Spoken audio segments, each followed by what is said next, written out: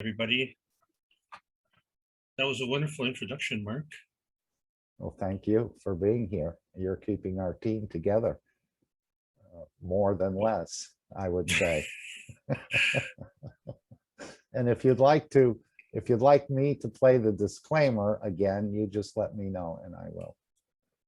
I'll let you go. Please play the disclaimer. Okay.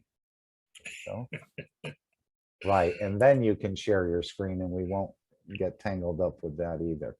Okay, here's the disclaimer again, and sooner or later, I hope we're going to be done with this disclaimer in a way, or maybe we'll rephrase it in certain other ways. It's okay. Small problem.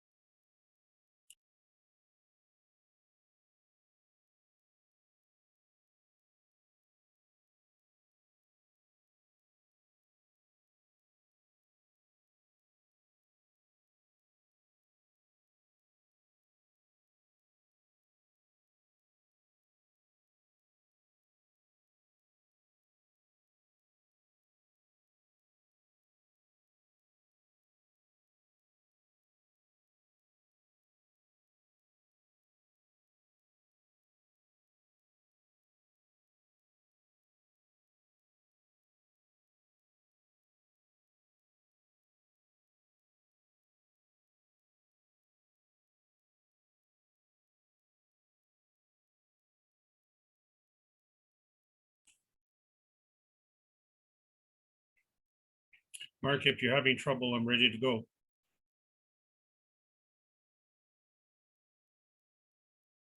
Excuse me, Alex?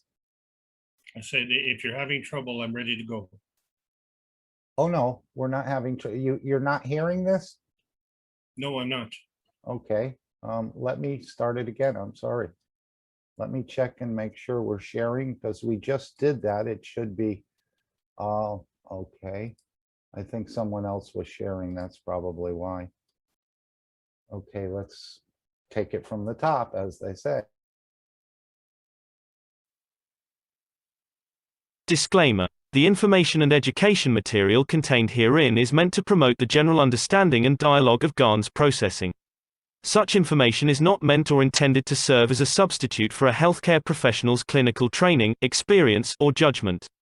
For patients and individuals, such information is not to be a substitute for professional medical, therapeutic, or healthcare advice or counseling.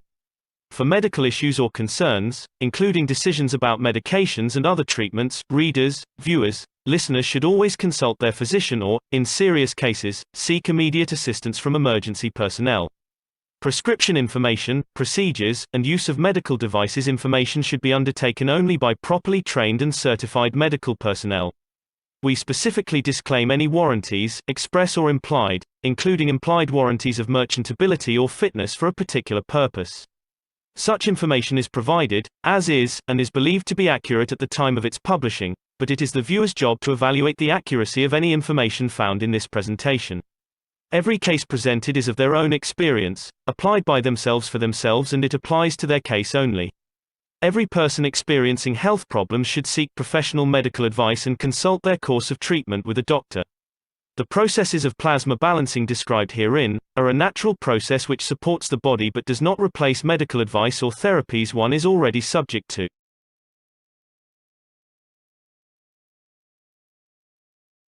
Sorry, Alex, your shared screen must have came up in back of this foil, so that's why I thought I was sharing. Again, I take responsibility for that. But how are we going to keep them down on the farm or on this planet once they learn techniques like this? As Mr. Kesh said, it may have to be legislated.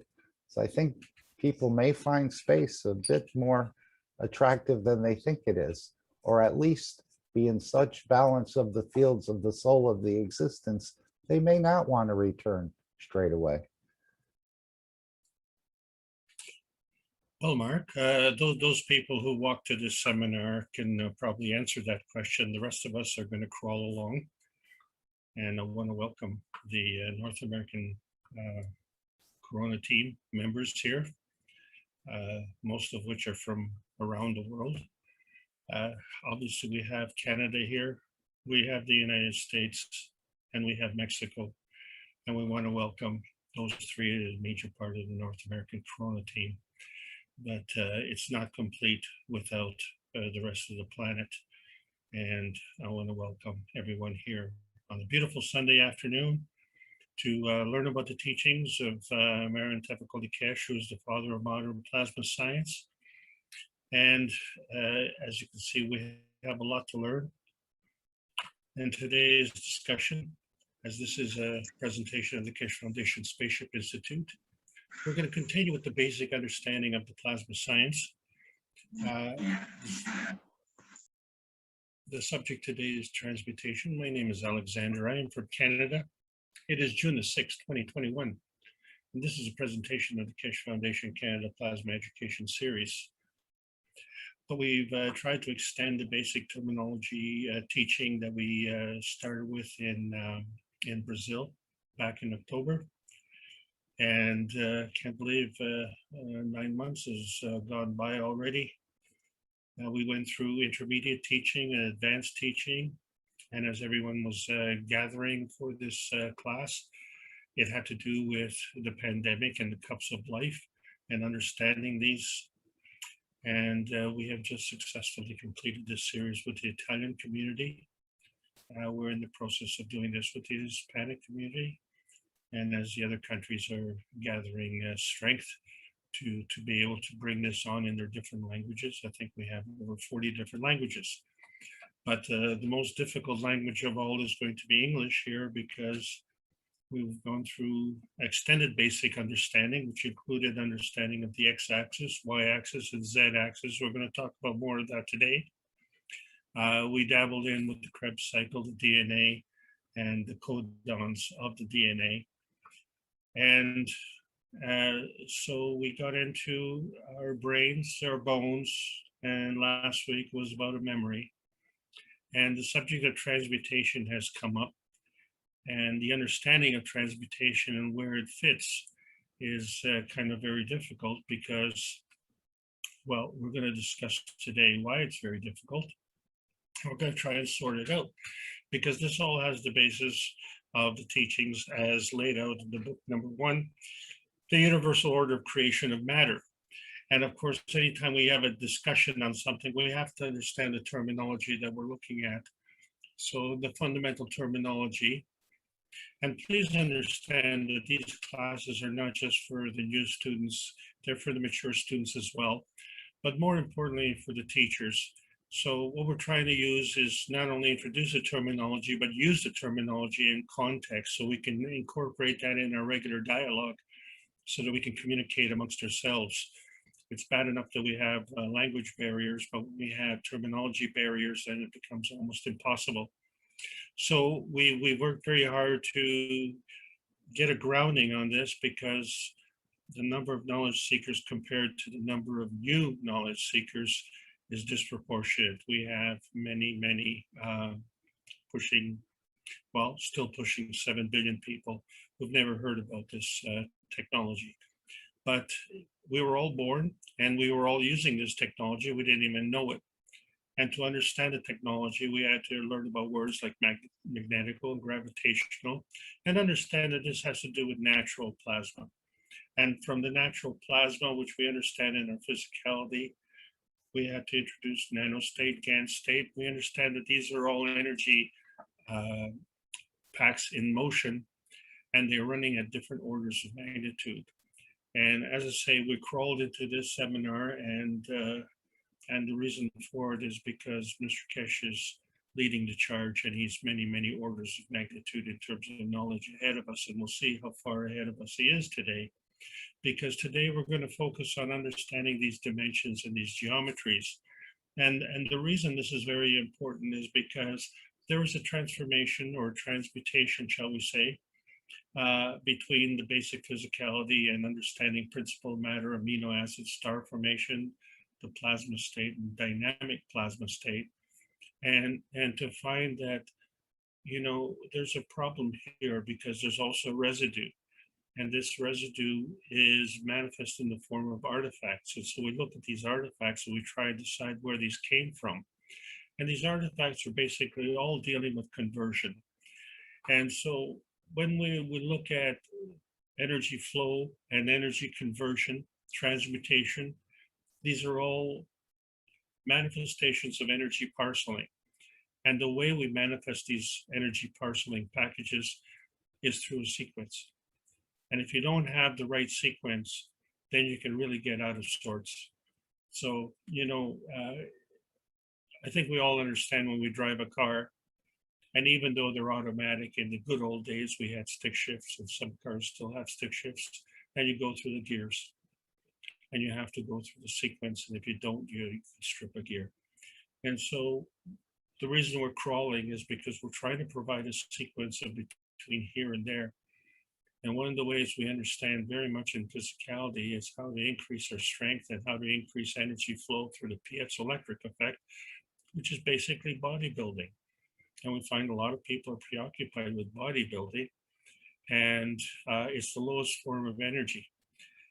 And if it wasn't for the plasma feeding, that energy would never make it, because the physical energy cannot feed the plasma. The plasma feeds the physicality. And we can't even get to other discussions yet, because we're still stuck in the basic terminology. So we understand that transmission is the x-axis and it involves rotation. And transition goes through the poles.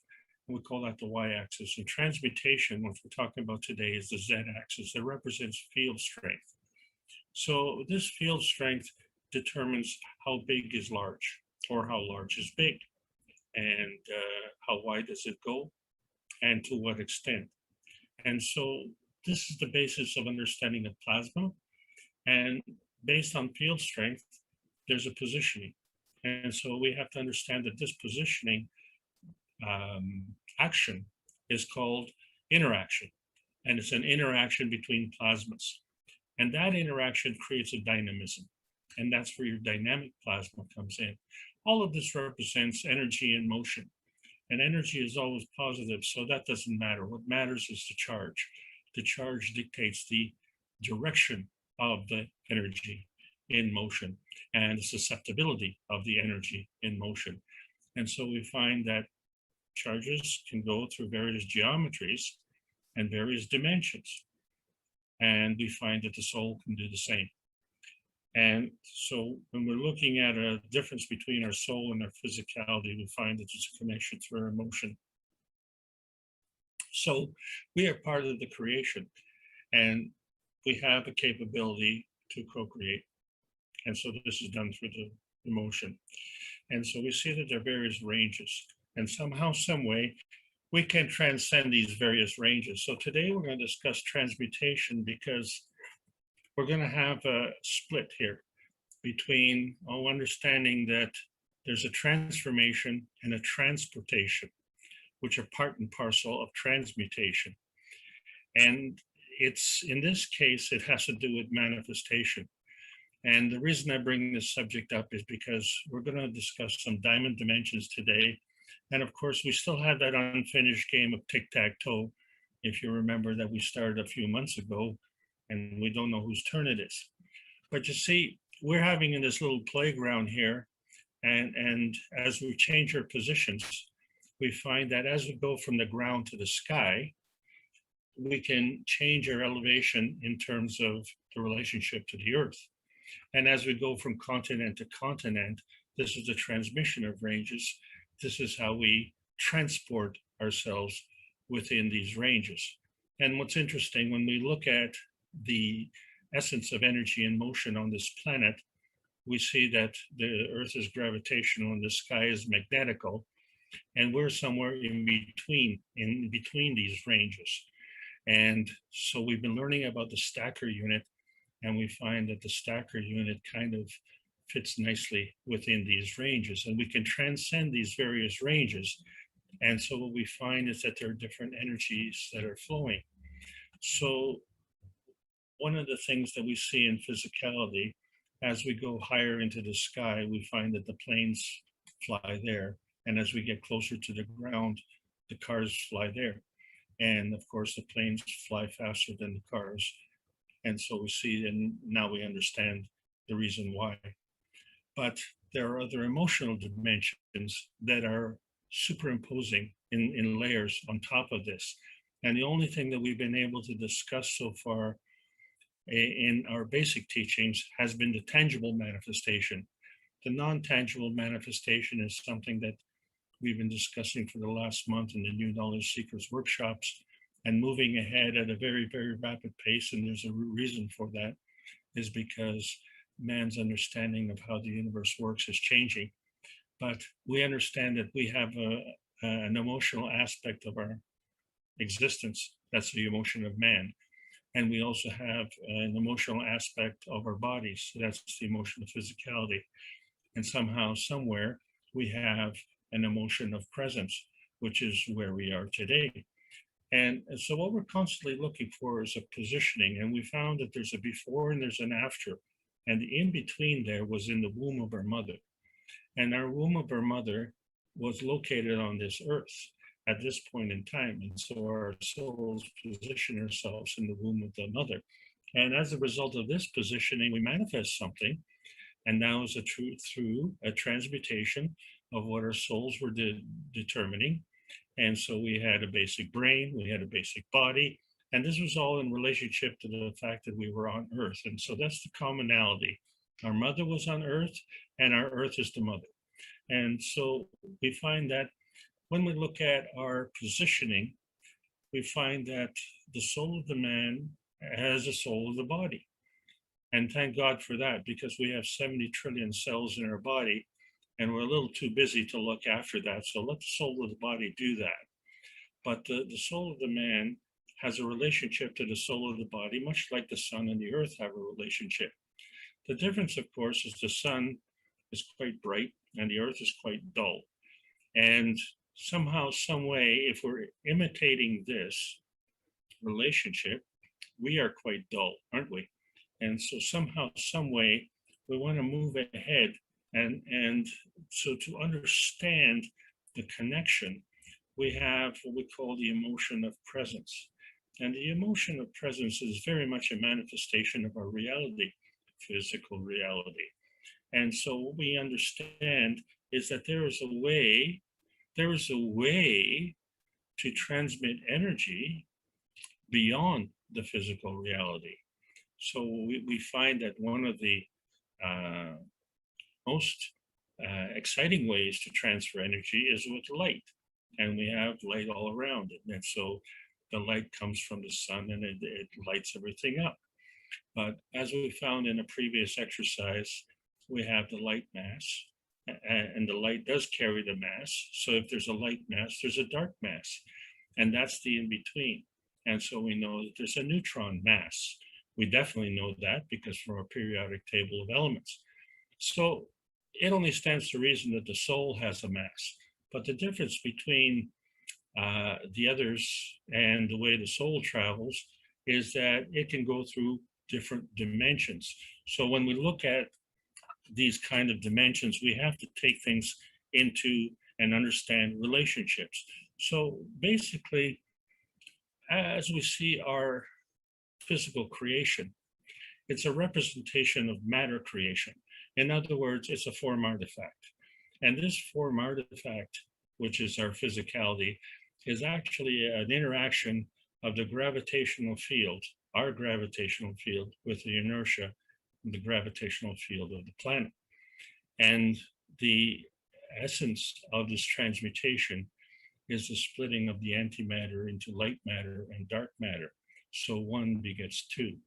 And so the combination of the two actually create a magrat. And as they draw more energy in, as we've discussed repeatedly in the previous classes, more and more energy is coming because you create the pattern, you get the energy. And at some point in time, we have a critical point, what we call a critical mass. And we're not going to discuss that too much today, except to recognize that scintillation is the manifestation of the light mass. In other words, this is the transmutation of energy from the, shall we say, the physical into the plasmatic. And we know that because we have Gans poles, and we've taken Gans poles and we've progressed to the point where we see how the energy is flowing, and has many, many points of light.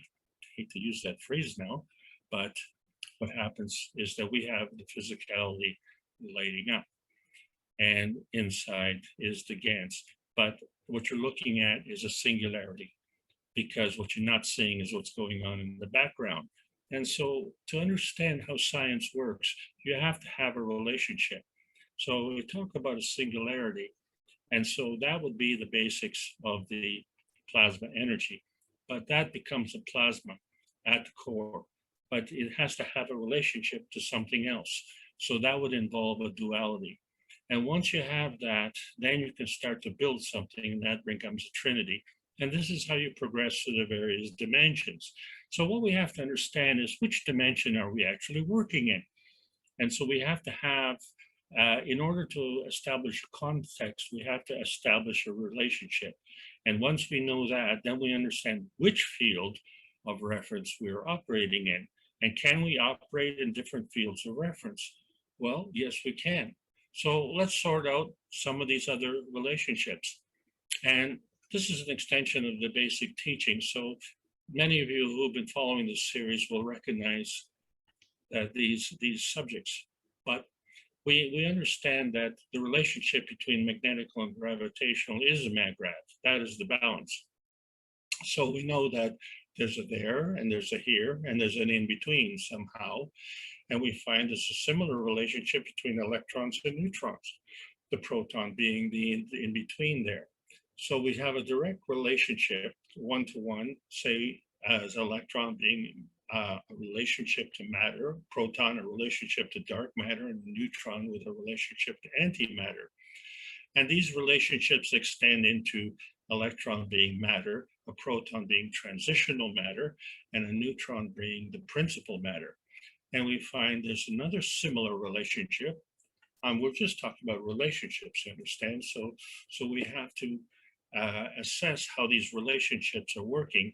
So we find that we have a physical matter.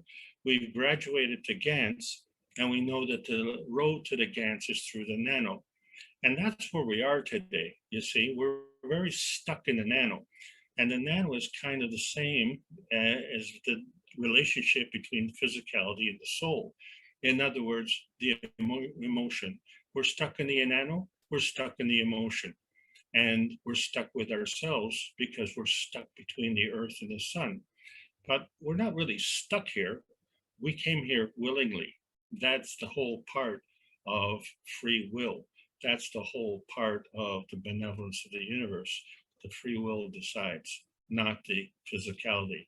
So the soul of the body is a product of the soul of the man, and the connection to this earth is the amino acid.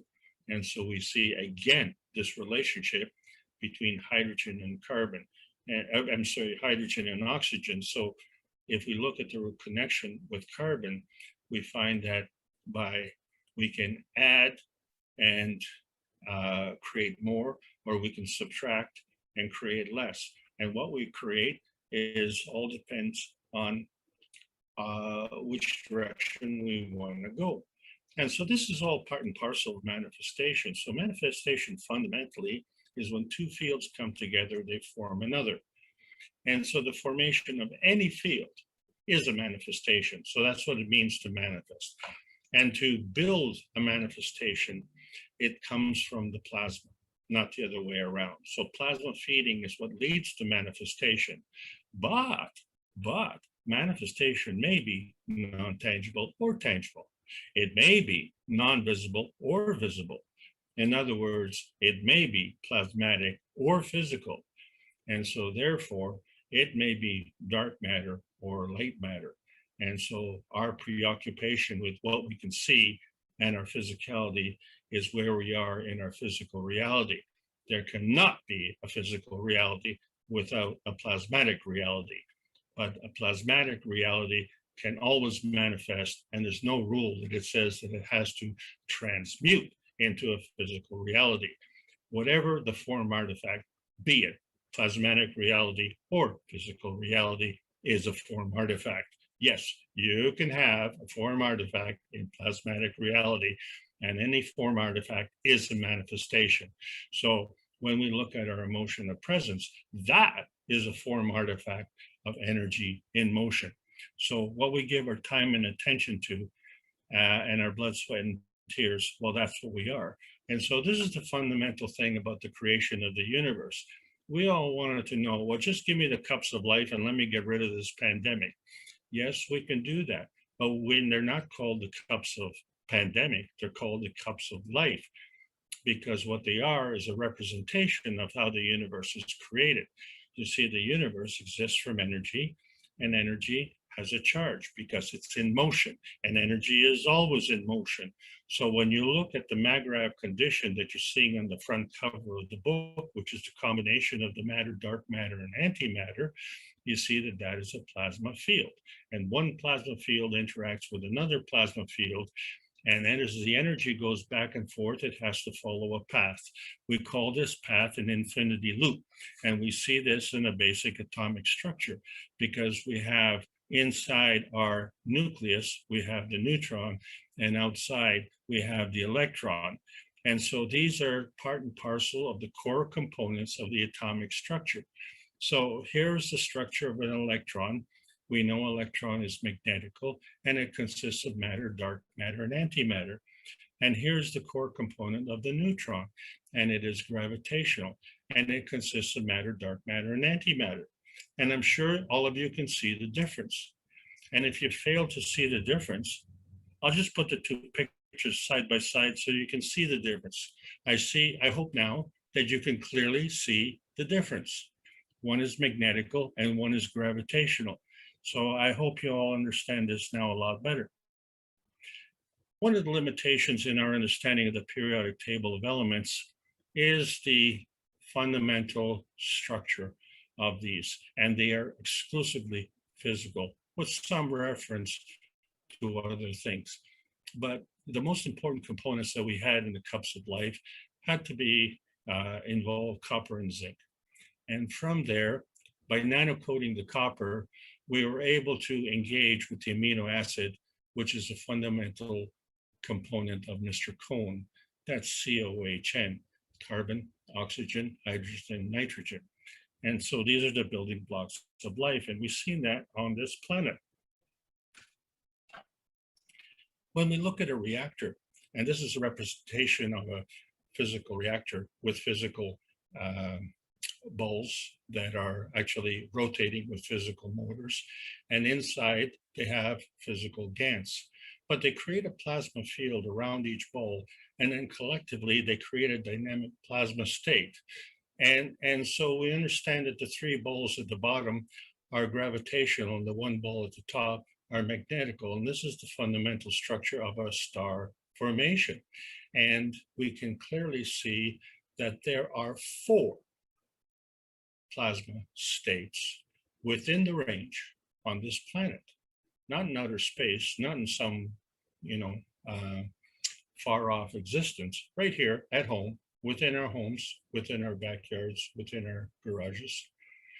We can create physical matter state, physical GAN state, and plasma state, and dynamic plasma state.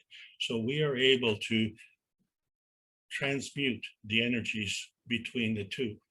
So there's the difference is that when we look at the dynamic plasma state, because it is the highest energy, it is gravitational. And the small m matter state is the weakest energy state, so that is magnetical. And we find that there's a relationship as we go through the various states, from the matter state to the nano to the GANs to the plasma state. We have a similar relationship with things that we understand, like heat and electricity, nuclear physics, and now we're talking about plasma physics and going beyond. But there's a connection in terms of explanation of what we refer to as capital M matter state, dark matter, and antimatter, which is the fundamental construct of plasma reality. So before you have the physical reality, you have to have the plasma reality. And so To transcend means to go from a lower state to a higher state. And as we go from lower state to higher state, we do this by orders of magnitude. So if we want to, shall we say, do transmission, if we do it at a lower energy state, it is going to be at a certain speed. But if we go into a higher state and then transmit at that point, it is going to go in at a faster rate. And then we can go from lower state to higher state, and then we can also come back from higher state to lower state. And so this is the essence of life on this planet. So we don't really understand, unless we have to dissect our bodies, how the neurons and the neutrons, how the nervous system works. But science has done that for us, and we find that we have a neuron with a head and tails and a in between. And we find that our essential fatty acids also have a head and a tail and an in between. And the essential fatty acids kind of look like the nanocoating, which is really the difference between the physical chains or the nanocoating, which is a monatomic structure. So we see that there's a lot of similarity with not only what we're doing with respect to nanocoating, but with respect to the way the body is organized through our nervous system and the way our cells are organized through our fatty acids, which are a byproduct of the amino acids. So when we get back to the basics, long time ago, we discussed nanostate and what it means, and it comes in various layers. So looking from the top here, we have two layers. One layer is a black layer, one layer is a blue layer. And let your imagination run to know that these layers are at different heights. So there's a third dimension that we're looking at from the top to the bottom. And the thing about these nano states is they link up. And how they link up is they create a star formation. And when we look at it from the side, we see the different layers. And we see that it could be a star formation going up or a star formation going down. And the other thing that we see is that with the creation of these star formations in the nanostate, that 1 and 1 is more than 2. This is why nano is a superconductor at room temperature. And that's not what we want to talk about. What we want to talk about is the synergy and how when energy is going back and forth between two plasma fields, it follows a path which we see with the infinity loop. And so because of the structure of the monatomic structure in the nanocoating of the copper coils, the star formations can either be head to head or tail to tail. And so that begs the question, when we're looking at the universal order of creation of matter and the progress to the structure of light, and then the creation of the universe or the origin of the universe, and we find that 1 breaks up into 2. And so we have creation and we have co-creation and we have an in-between. But, book number 3 is the origin. And book number 1 is the creation. So shouldn't the origin be first and book number 1 be third? Well, so is this backwards or are we upside down? The point is there's a source and there's a connection. And so that connection is the link. And that link is to what? And so we are connected to something because we have a soul. So this is a representation now of the core components of the plasma. So what you're looking at here, again, this is something you cannot see in terms of the field interaction. So we have a star formation and it's set up head to head or tail to tail. And it can, so we see the basic component is the combination of the matter, dark matter, and antimatter. And of course, that's the basis of your star formation. And from there, it has a point. And that point is a point that can grow and drawing energy. And so we can go, and if you missed it, from 3 to 4. This is growth. And it still has a link to another plasma. So this is the dynamic field. And this link is interacting to an interaction point. So is it going from this point of creation, or is this point of creation coming from the point of interaction of two other plasma fields, which you don't see? And so which way is the energy going? And this is the question that we're all trying to figure out. The point is that Mother Nature has already figured this out for us, and we should trust her. So what we're going to do is let's take these two new dynamic plasmas and put them back to back. And there's a reason for this, you see, because today we want to talk about dimension building. And we've talked about this before. And an easy way to understand dimension building is obviously you start with a point. So in the plasma science, that point is a PM tick looking for a home. And before it finds a home, it has to have a relationship to something else. So in the physical science, we're also doing the same thing. So if we take one point and we add a second point, then we only have to connect one.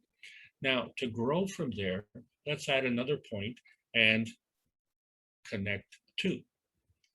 And to grow from there, let's add another point and connect a fourth, add a fourth and connect three. And so I think you're starting to see a pattern here. And so every time we add a point, we connect one less. So fourth and one less is three, connect three. So what happens when we add fifth? Yeah, we connect four. And that's what we were showing, the pyramid, if you will. And then, well, we can go further than that. We can add a sixth. And so we can connect five. So it's getting a little harder to go from here because we're connected. We're connected in a kind of a physical crystalline structure. And this is the problem. We are none of these dimensions, you see. Well, we could be the residue. This is the plasma reality. We're not talking about the plasma reality. What we're talking about is the physical reality.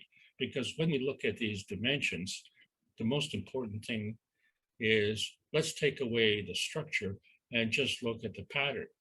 And so we see that every time we've added a point, we connect one less. But we talked about relationships.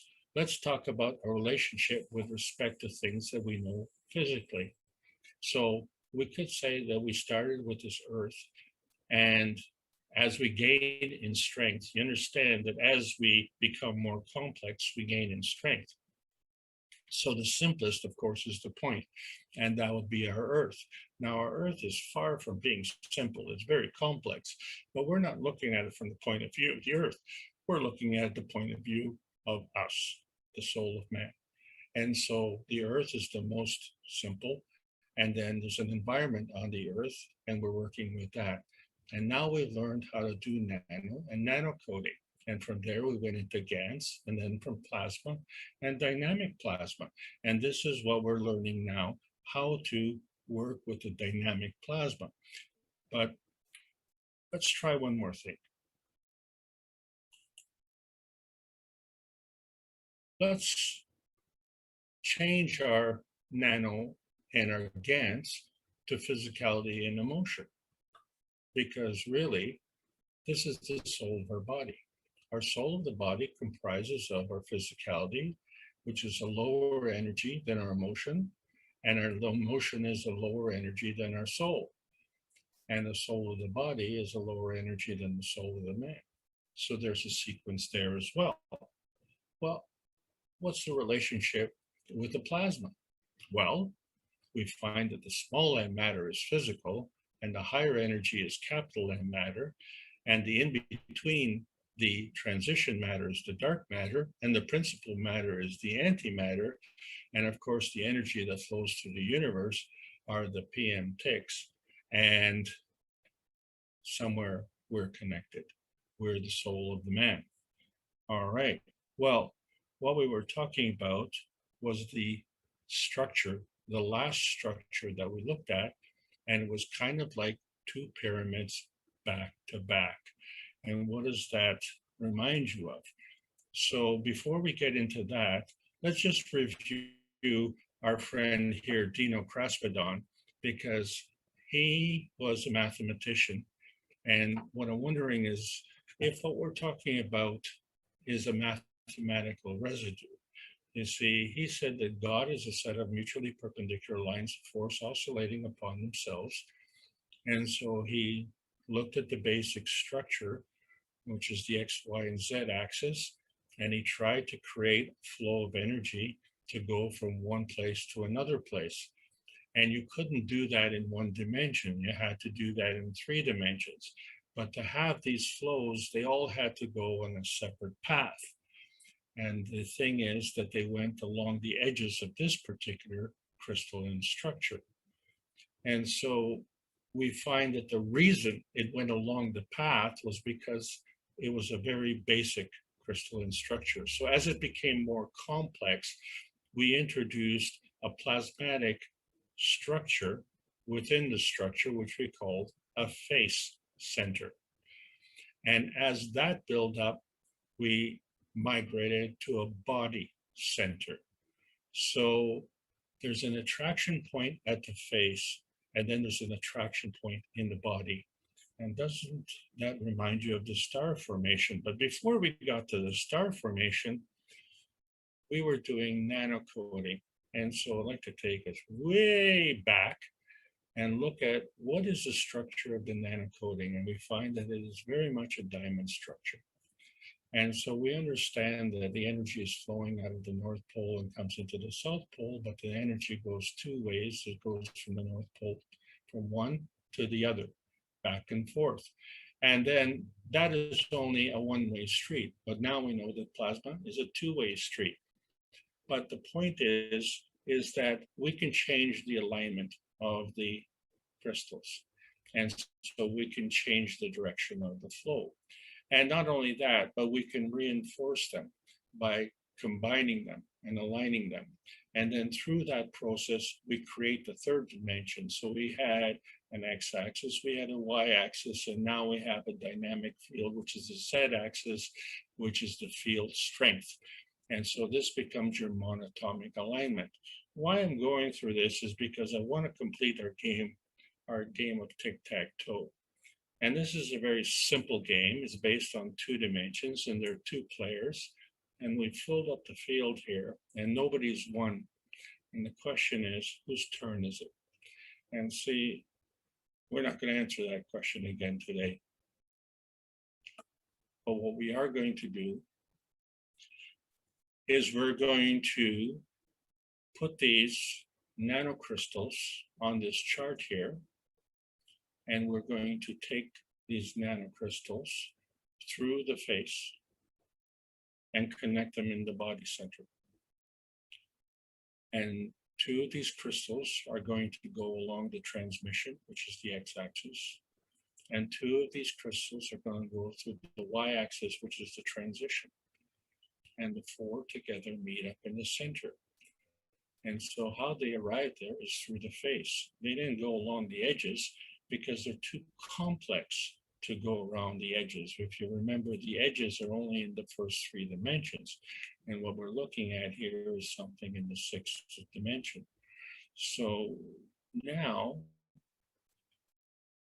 imagine if we could, from the top, this is a 2-dimension picture, but imagine this green representation here is a 5th diamond crystal coming from the top. So you're looking from the top down. So you're looking at the diamond crystal coming in through the 5th face. Can you imagine that there's a 6th diamond crystal coming in through the bottom? So if you look at the cube as a dice, and it has 4 sides, or it's a square, I'm sorry, it has 6 sides, right? When you roll the dice, it's either a 1 or a 6 or something in between, but we know there are 6 faces. And when these 6 faces to come together, They meet in the center, which is the body. So now you have a combination. Can we just turn this 90 degrees and look at it from the side? So it kind of looks the same. But now looking at it from the side, we can see that going from left to right is the transmission, and going from top to bottom is the transition. So something is missing here. And what is missing is understanding that energy is always emotion. So we know from our water molecule that we can actually shear off an electron and still keep a mag-grav condition. The difference is one mag-grav is in balance on the left, and the one on the right is negatively charged. And this is why water is nature's solvent. It is what makes life possible on this planet. So we can actually shear an electron off and still maintain the mag-grav position. So this is what we're going to do here. We're going to take the bottom diamond off. So looking at it from the side view, I call this the side view adder. And the reason it's an adder, so let's review. We have diamonds on the transmission side, and we have one diamond on the transition side, which is the North Pole. And so the North Pole is magnetical and the South Pole is gravitational. So we're missing something. So this is still a mag-grav, but it is negatively charged. Let's get rid of the tic-tac-toe thing. So this is a balanced mag-grav. What we don't see is the diamond on the bottom side, but we have 6 diamonds coming together in a balanced structure. This is a starter unit. Let's take the bottom one off. So this is now a negatively charged mag-grav. So this becomes an adder unit. So what happens if you add one mag-grav to another mag-grav? You start to get a stacker unit. And in this case, we have a 2-stage stacker unit. And this is a negatively charged stacker unit. So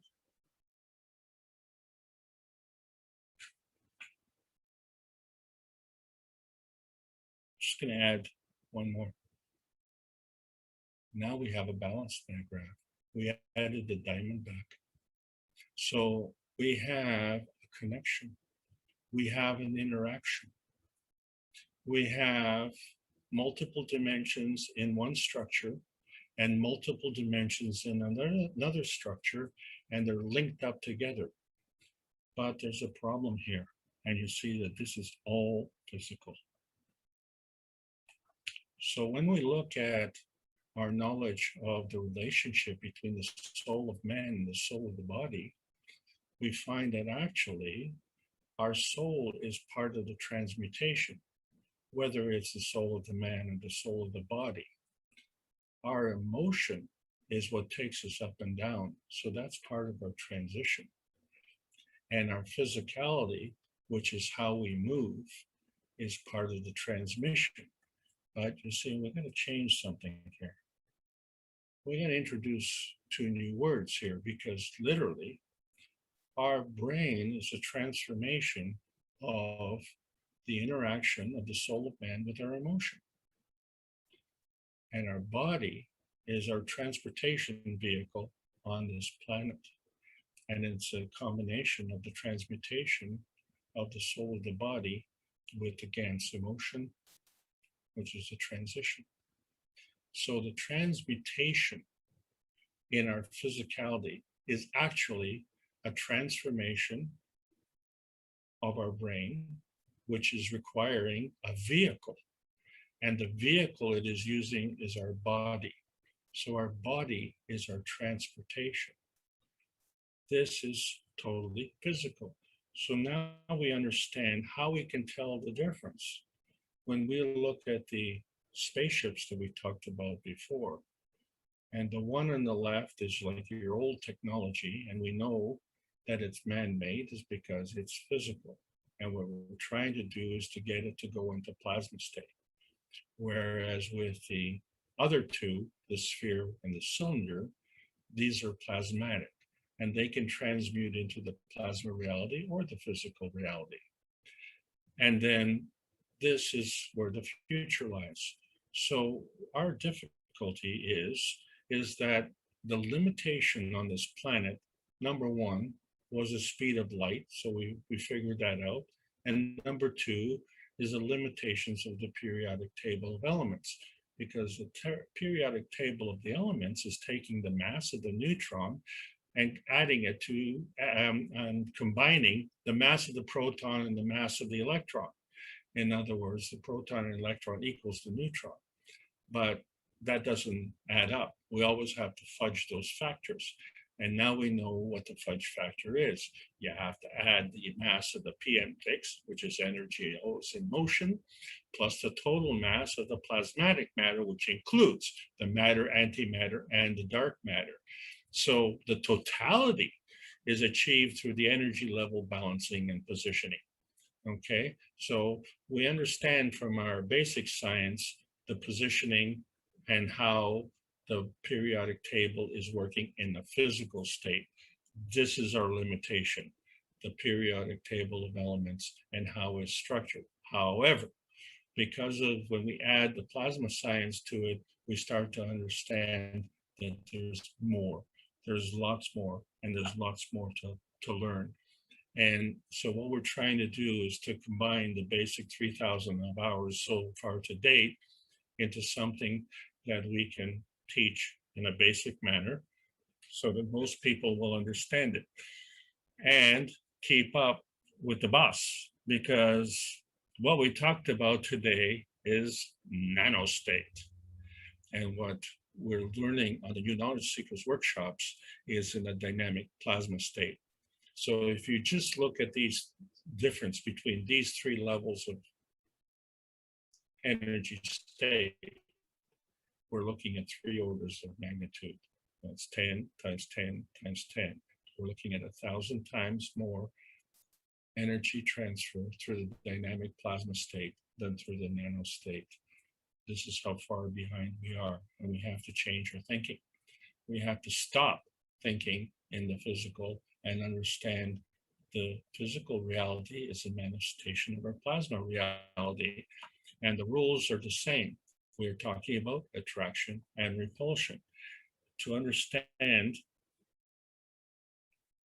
repulsion is basically emission.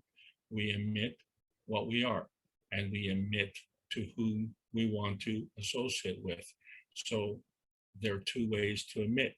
One is to emit plasmatically, and another is through ray emission. Both are part and parcel of creation. Then, of course, we can create a barrier so that we can be selective, so we can discriminate. We absorb what we need to absorb. And so give what we want to give as opposed to leaking, and take what we want to take as opposed to getting, I don't know, infected.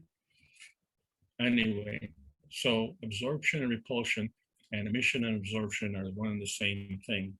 And so it has to do with fields, magnetical field, a gravitational field, and a balance of it, which creates a maggrav condition.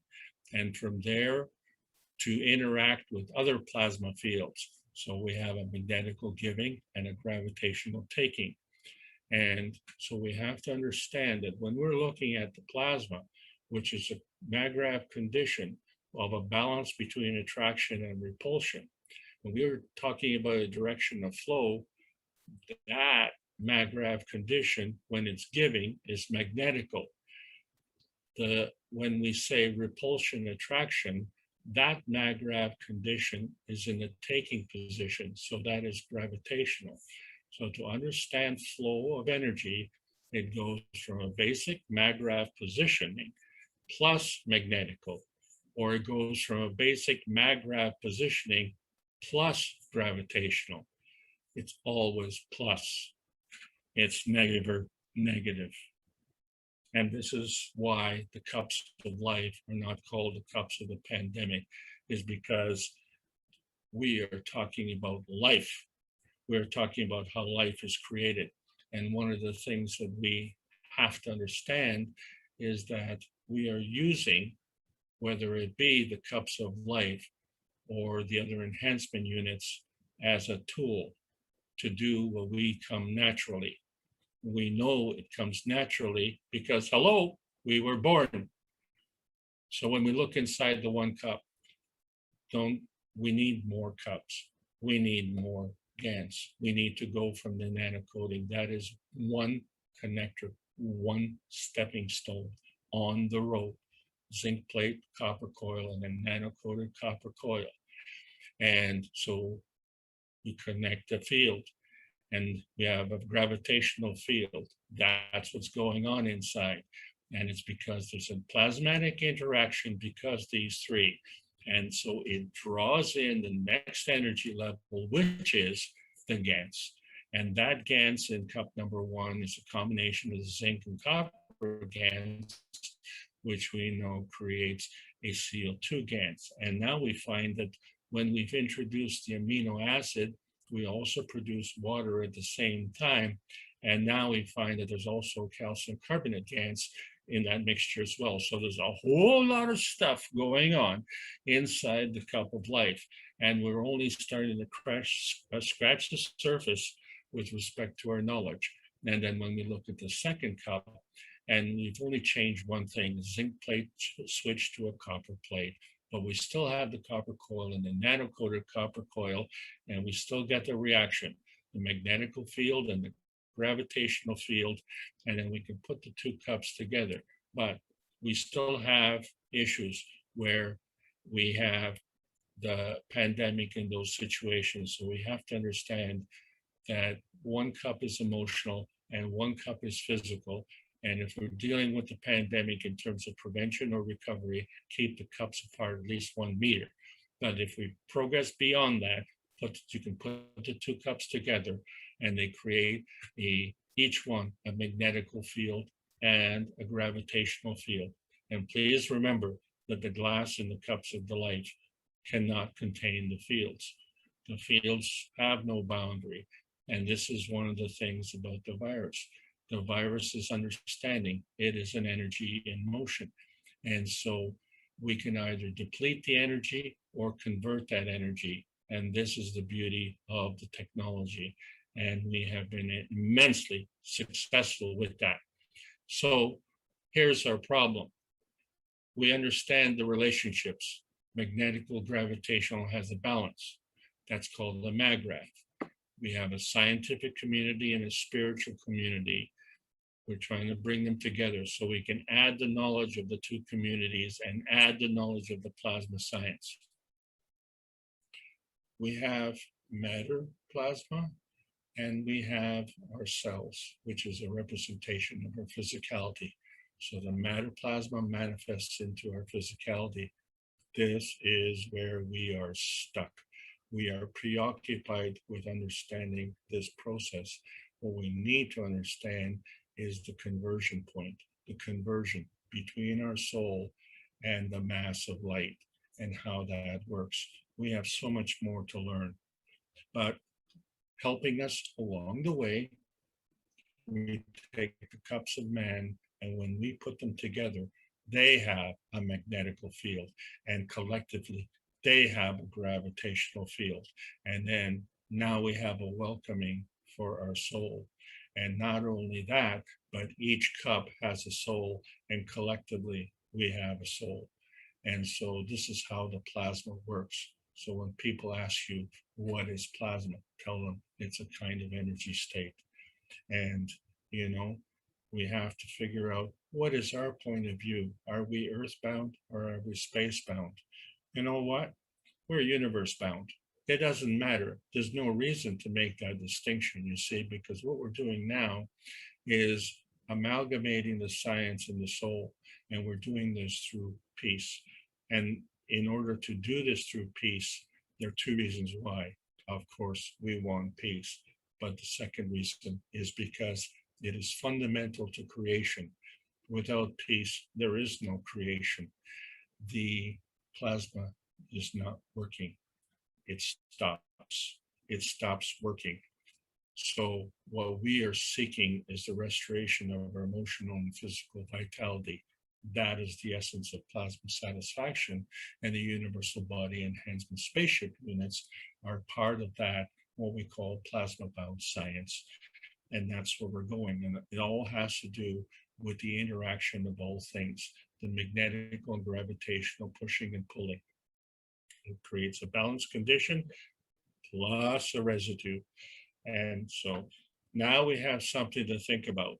If we can create a pattern where we receive energy from the universe, open up and yield to the power of the universe, as opposed to dictating the terms, allow the universe to feed that pattern. You provide the pattern, you get the energy. That's what it's all about. And we are nothing more than just the messengers of peace and friendship. Why? Because we're part and parcel of that. So the Keshe Foundation Spaceship Institute has put this public science into the public domain. And we ask that everyone sign the World Peace Treaty. Why? Because physical and emotional harmony and vitality is what it's all about. Some of us think there are other things that are more important, and knowledge seekers become the truth seekers. And this leads to another problem. Will these truth seekers become difference makers? And I'm hoping that each and every one of us at this seminar today are difference makers. So we understand that this dynamic plasma state that we're operating in is actually a universal language. And that universal language is saying plasma science needs to be delivered in exchange for peace on Earth. Thank you very much, everybody, for allowing me to make this presentation. And thank you, Mark. Over to you.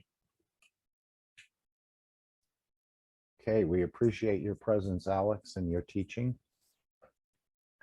Is there anyone who'd like to ask a question? I know there was one from James. And if you have a mic, you can open your mic, James, and we can discuss it. His question is, what is your definition of scintillation? Is that the same throughout Mr. Keshe's teachings? A scintillation is sort of a rubbing, isn't it, or a friction?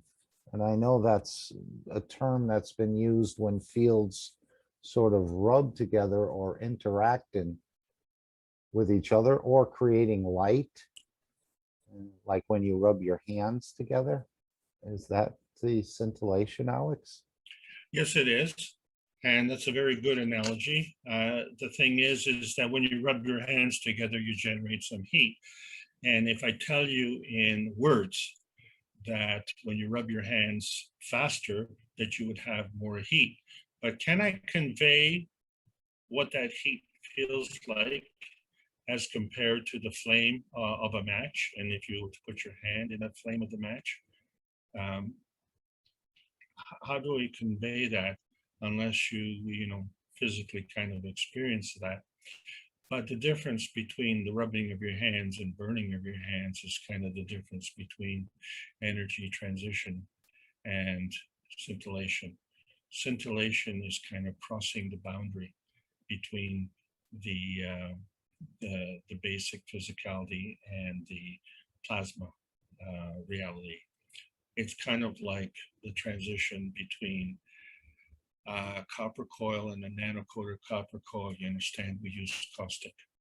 And so caustic has an extremely high pH, and we know what caustic does. If we're not wearing any gloves, we'll regret it because it'll burn our skin very, very quickly.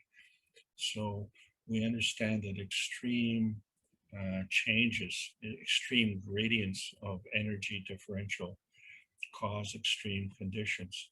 And so this one extreme condition is the scintillation. And it doesn't come from a basic, simple structure. It comes from a complex structure. And so what you didn't see in the picture, what was going on in the background, it's the same when we discussed the 129 Tesla. You don't see what's going on in the background. You just see the meter where it goes from 92 Tesla to 129 Tesla. in the blink of an eye. And it does this without creating a tsunami or earthquakes or any kind of, suddenness, except that all of a sudden it's drawing in a phenomenal amount of magnetical energy. And this is the transition from physical reality to plasmatic reality. And as Mr. Kesh says, we're trying to bridge going from crawling to walking. So we all know that there's running to do after that. Great question. Thank you so much. So one of the examples that we've been given is when you have a grinding wheel and you put a piece of metal on that grinding wheel and the sparks that come off it, is that the scintillation? Yeah, it's a very crude scintillation. But yeah, so generally speaking, fire or flame is energy out of control, isn't it? So you don't have a path to follow. One of the things that our skill level has to do is to create these paths to follow. So when we look at the nano coding, and why I brought that up today is because through that dimension, we are creating a path for the energy to follow. And so it is something that in effect we can control. But when we say control, we mustn't say dominate. There's a difference. And this is one of the problems that we're having when we look at man's dominance of the world. We're looking at it from physical eyes. What we need to understand is that we're a product of the universal order of creation. And so all we have to do is work with that. And then, as I say, we create the pattern, we can create the energy. And it seems like creating matter from fields, we all can do. We've gotten the CO2 or the zinc oxide or the cup of life 1 or the cup of life 2, but going the opposite way, turning matter into fields seems more difficult. We haven't done a lot of that, although you can pull a tumor out of a body. I guess you can reduce a tumor by making a weaker sort of structure, and then go ahead.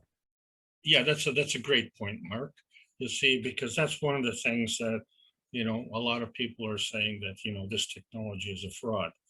And it's good that they're saying that because, we like to know what team people are on, because the deception is a clever tool in this man-made world. You cannot function with deception in a plasma world because the plasma doesn't see the physicality, as you understand. But when you look at, we've all have the cups of life, and we've also applied Ganses, and we see the reaction. And, especially those who've been doing this for many, many years, and I'm talking like, let's say 4 to 10 years, you could see the reaction in terms of the physicality when you come within the plasmatic field.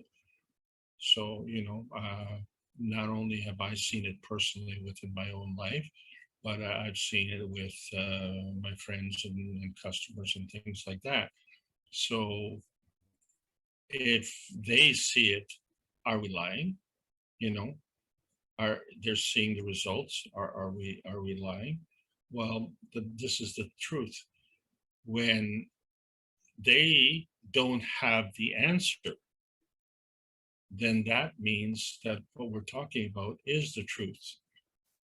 This point is really, really important. I give you an example. I had a customer who had a choice between using some advanced technology that I was with or using something that was conventional.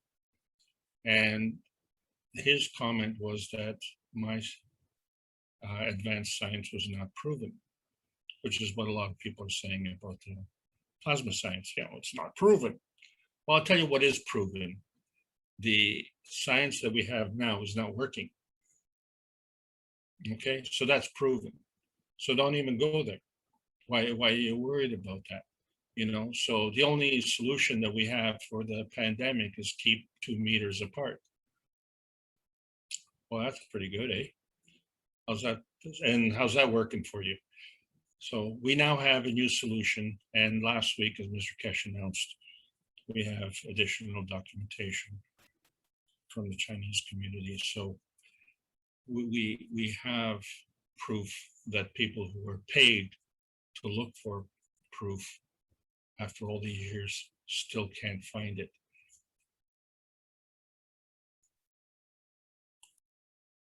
Right, and our emotions definitely can convert fields to matter. We see that in almost every single disease.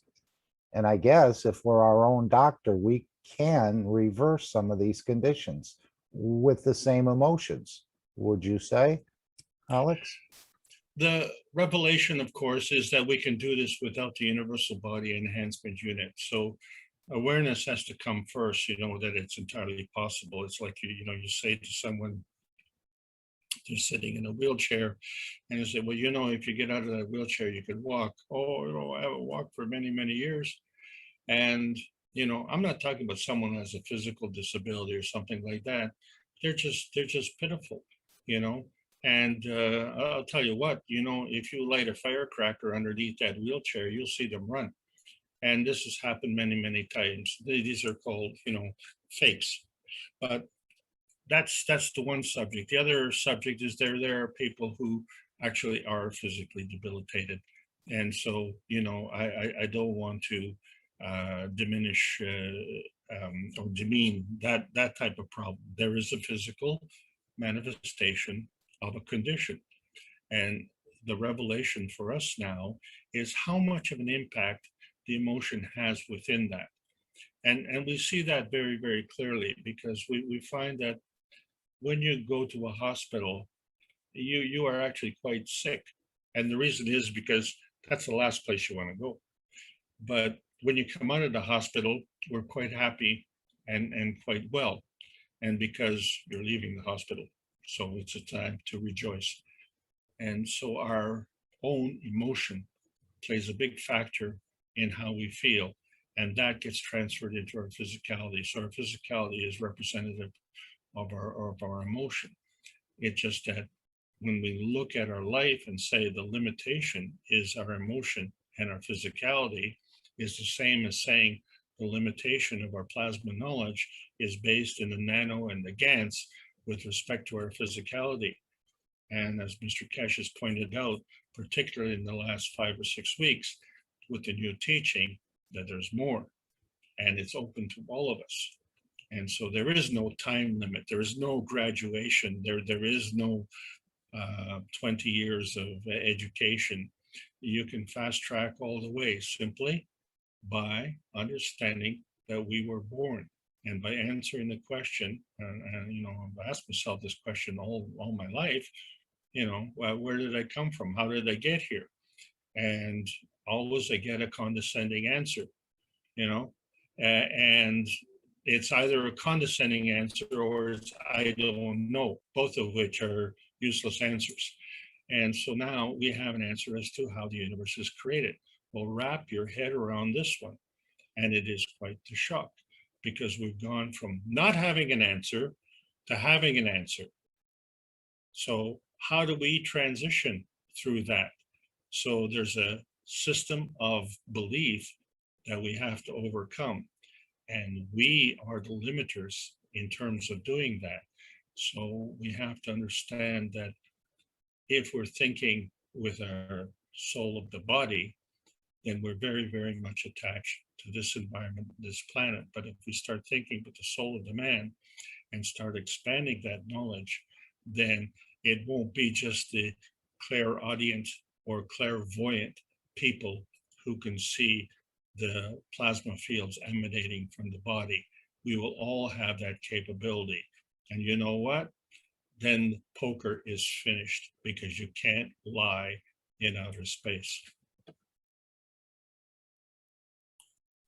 So this gives us some answers when we go to these special places where there's special water, I guess, like Lourdes or other places I've heard of, where the fields in the water actually balance the emotion. And then if you were blind in an eye, let's say, and all of a sudden you start to see, we attribute it to a miraculous healing, but it's just more of the fields, since that water has gone through the earth and picked up so many different types of fields, there's something that connects right there. And you probably have to want it as well, or you wouldn't be there, I would imagine. But these waters must contain a certain amount of fields that trigger something in the person that allows them to elevate their emotions. Well, you see, the interaction of manifestation on this planet is the interaction of the soul of the sun and the soul of the earth. But we have a manifestation of copper, oil, gold, and you talked about this water, and it's real, it does work. So how can we have this different manifestation on this planet? So the total environmental manifestation is not exclusively uniform. There are variables throughout, and there's a selectivity, and there's a sequencing process. So at some point you go, I mean, imagine, for instance, that everything was oil. Well, like, where would you, for argument's sake, where would you build your house? So it's good that there's oil in certain places and ground in other places, and water in other places, and gold in other places. So why is that?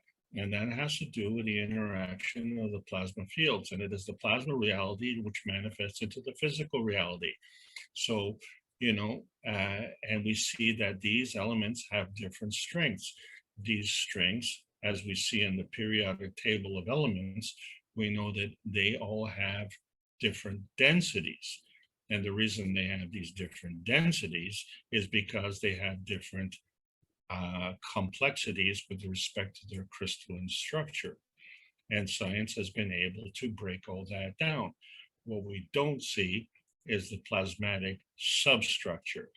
And that's what we all have to basically release our limitation from dependence, total dependence on this physicality here. We now have an opportunity to transcend this physicality into another physicality. This is how shall I say it, a unique revelation. It's a unique discovery. And a lot of people, as they're waking up to this, are starting to realize the possibilities. And that's who we are. We're not only universal functionaries, we are universal possibility generators. And that is because we have the capability of reasoning. And so when we look at our history, we find that the age of reason was, a couple of centuries ago, which asks, begs the question, if that was the age of reason, what age is this?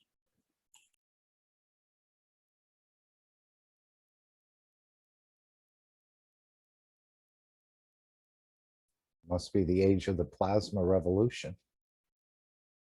We had the Industrial Revolution. Now we're going to have the plasma revolution, so to speak. Whose turn is it?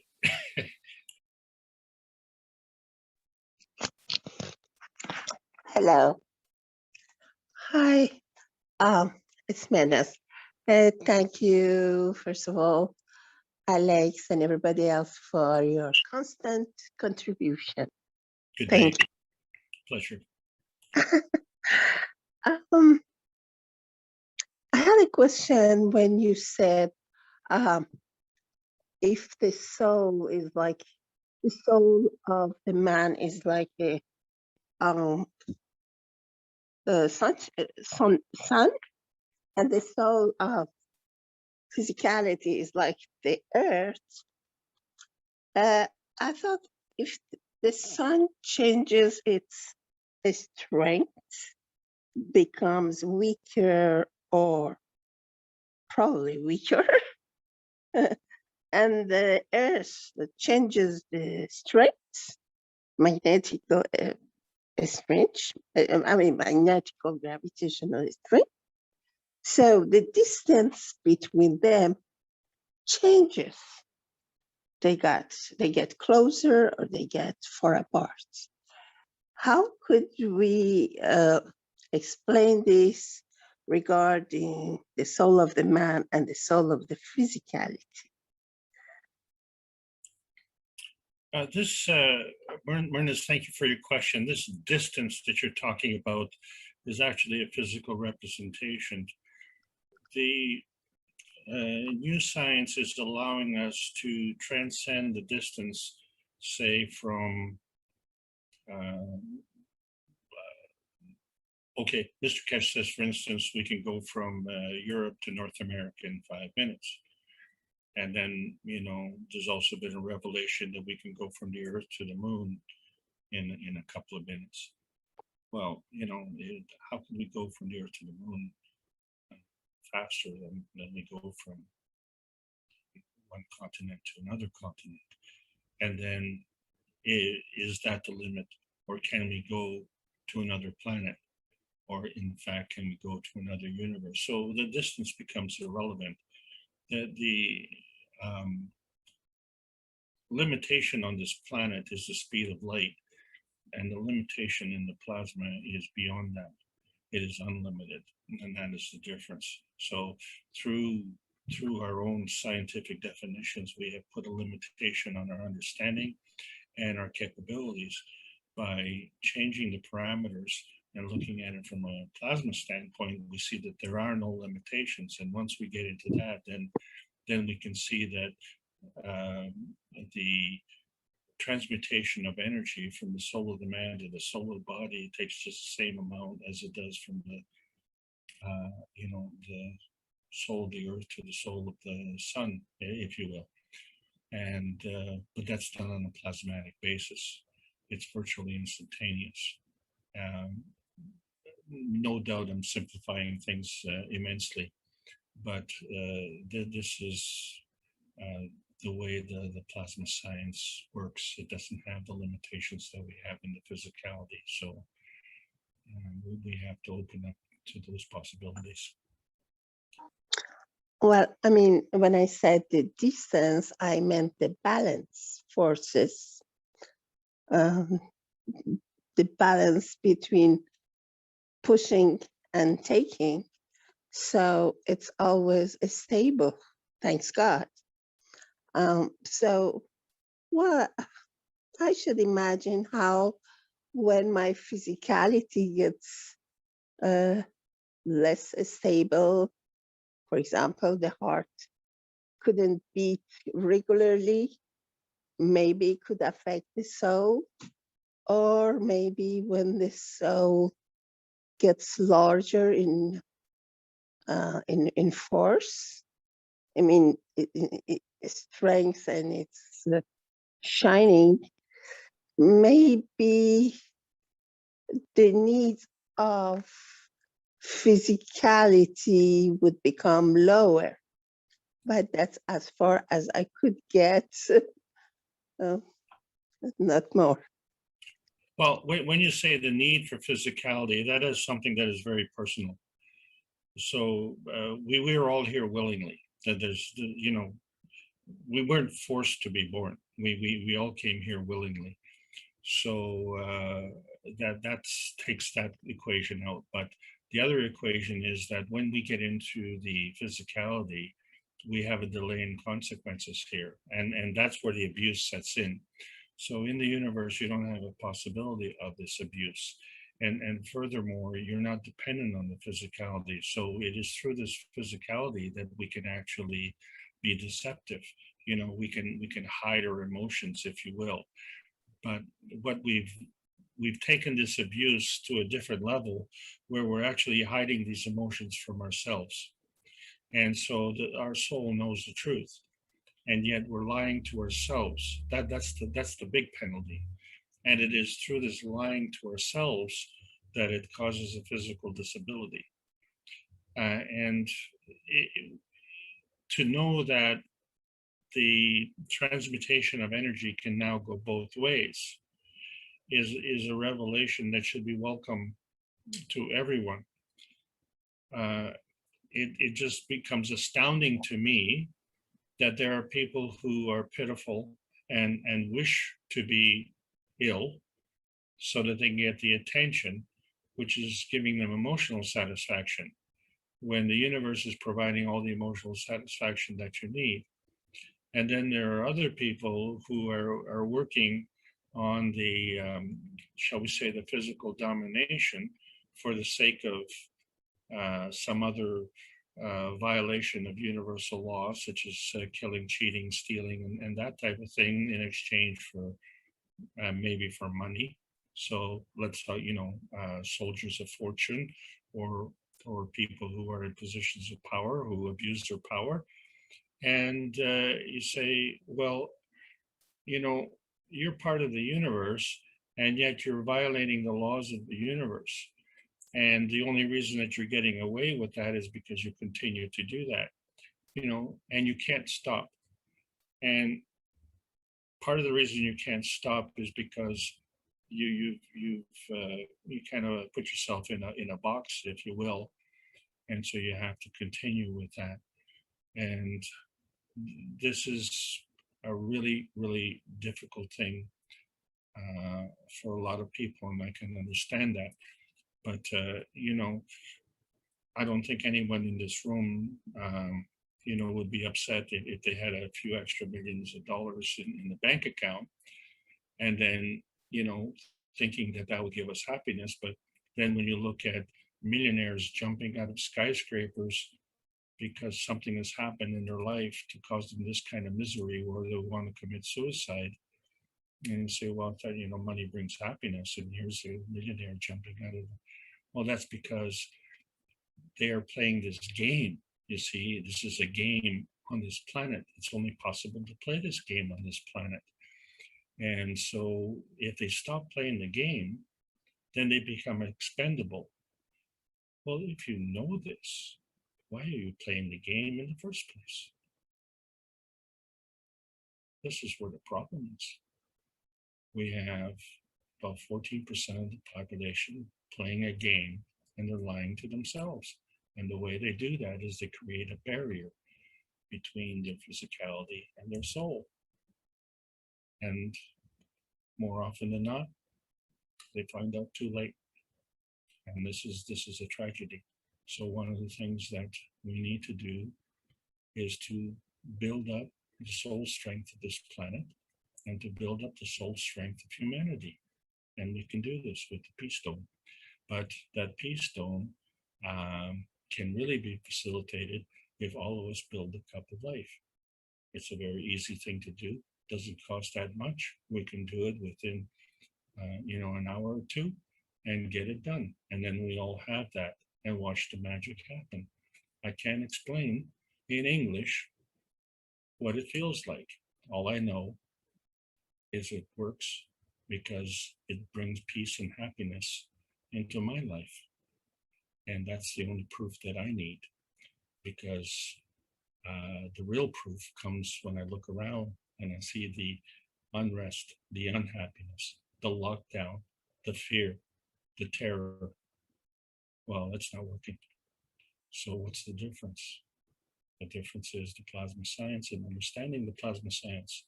And we all have this capability. Isn't that wonderful? What's wrong with that picture? Ed says in the chat, it's the age of understanding. And again, when you bring up these emotions connected with disease, even if you're not speaking directly to the person manifesting, even family members, they're sort of ready to, if you say they're seeking kingship or control or attention, you better be ready to get punched in the nose. Some people are really resent any sort of explanation in that light, that it could be the emotions and the person is creating it themselves. This is so far out for someone who's just thinking in the matter state that they may want to cause some retribution on you. And if I could take 5 minutes, Alex, I was going to, did you want to show something here? I was just going to read something about the books. We'll go to Amazon for a moment. Did you want to point something out here? No, I'll stop sharing. Are you Yeah, ready and then to take just over? come. Yeah, just come right back in when I finish, but I just wanted to go for those people who haven't gotten any of the books. They are available now. This is the first book. They call it book number 1. It's the Kindle edition, but you can also get it in a paperback, I believe, or is it a hardcover book? I don't know anyone who's acquired the physical books of late. But if I can just read this, in this book, nuclear engineer Miran Kesh explains in Mark, a can very, you take over the screen, please? oh, sorry.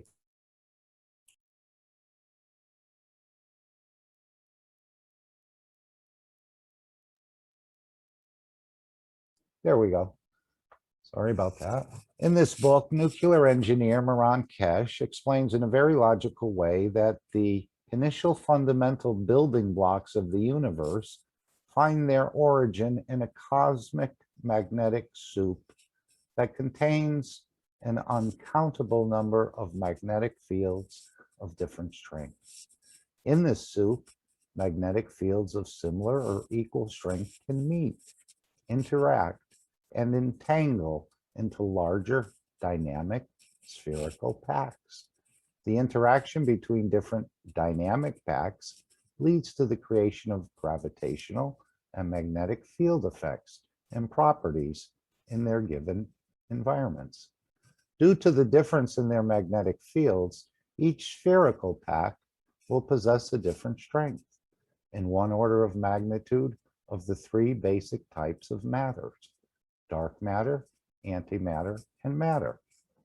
And these 3 matters are made of magnetic fields. They also interact and interlock with each other, resulting in a larger collective integrated system called the initial fundamental plasma, or the neutron.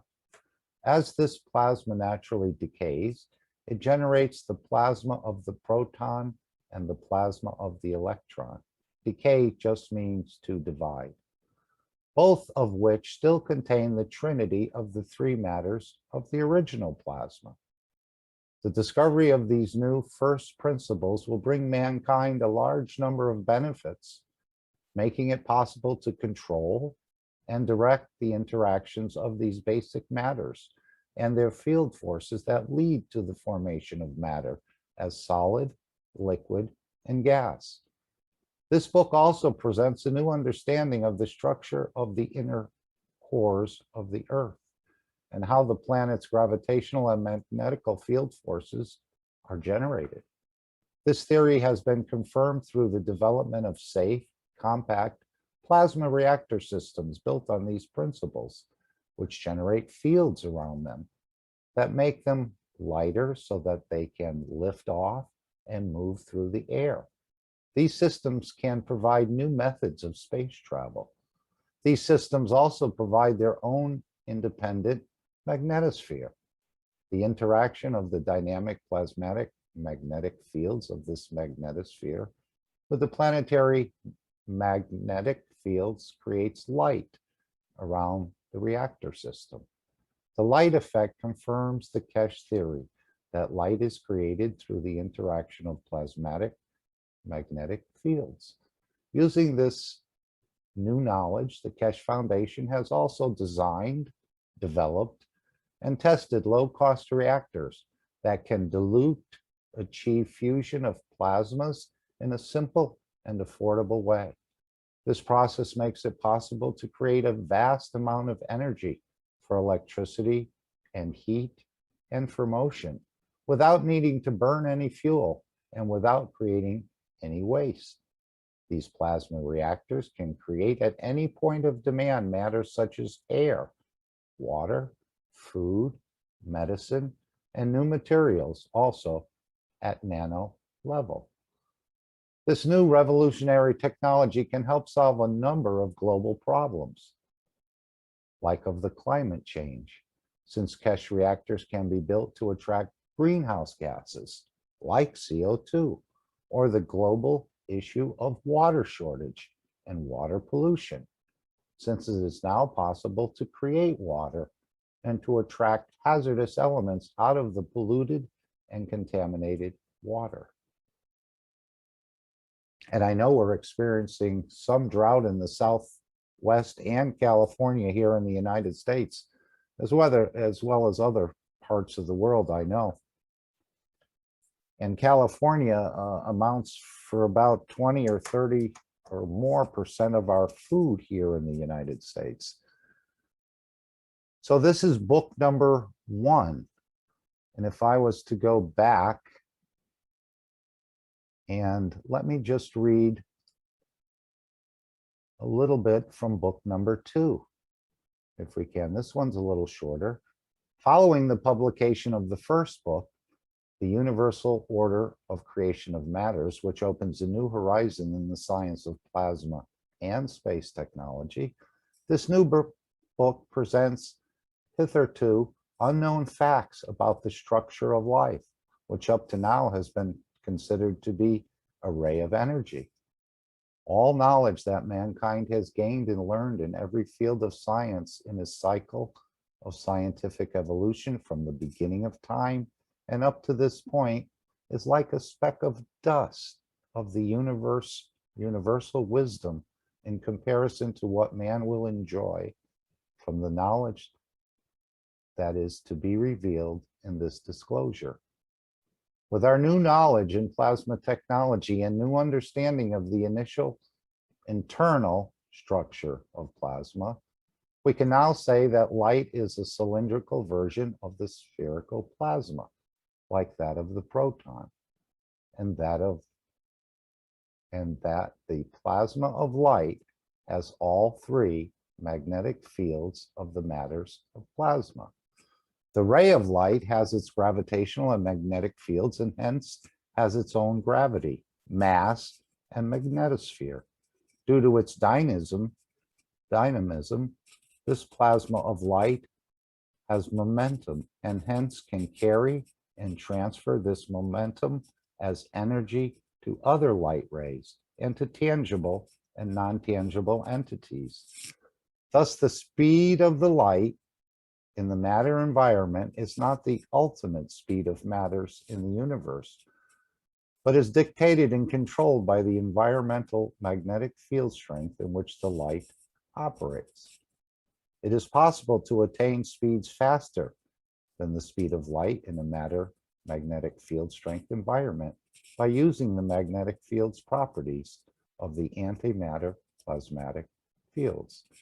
Maybe it is time for the man to come to understand the true meaning of light, as all beings in the universe announce their existence through the emission of light into and onto their surroundings. This technology of the light's rays protection gives the man the ultimate knowledge for survival and brings him knowledge and intelligence equal to that which is known to the rest of the manifestation in the universe. We have served our purpose in bringing the same to all men of progress. And if we go to the 3rd book, which is The Origin of the Universe. And all these are available on Amazon, as most of us know, but maybe some of us that will listen later and are new to the knowledge and being around the Keshe Foundation will find these very, very interesting and enlightening and elevating. Let me just read the last one, The Origin of the Universe. The books we have already published and others that are to be realized help to build up a full picture of the structure and operation of magnetic fields and their interaction in the creation of the world. In order to understand the entire process, it has to be explained that there are other levels in the order of creation of the greater universe, not only that of man. In the first book, The Universal Order of Creation of Matters, it was explained how matter is created from smaller magnetic fields. In the second book, The Structure of Light, we explained how the cluster of these fields travel through the universe in the form of what is called light. This third book explains the operation and interaction of larger cells of these same fields, which have led to the creation of man's universe in a way that man's present scientific knowledge cannot yet grasp. This book reveals how, in fact, man's universe is a part of a natural sequence of creation and has arisen from the division of larger quantities of magnetic fields. In time, this universe will itself be divided and will carry smaller universes, or else part of it may amalgamate with other universes to create a larger one in the overall structure of the unicos, the universal cosmos. The process is like the division of the neutron plasma into the plasma of the proton and the electron, which then merge to create an atom and or the fusion of two protons to create heavier plasma bodies. Thus, this universe is not the center of creation, but is a part of a greater structure. Man once thought that the Earth was the center of the universe. Then, as he understood more, he realized that he and his planet are a small part of the solar system, and that his solar system was, in fact, a smaller part of a galaxy, and so forth. This is the same with the operation and existence of man's universe and the larger operation and structure of the cosmos, of the universes, the unicos.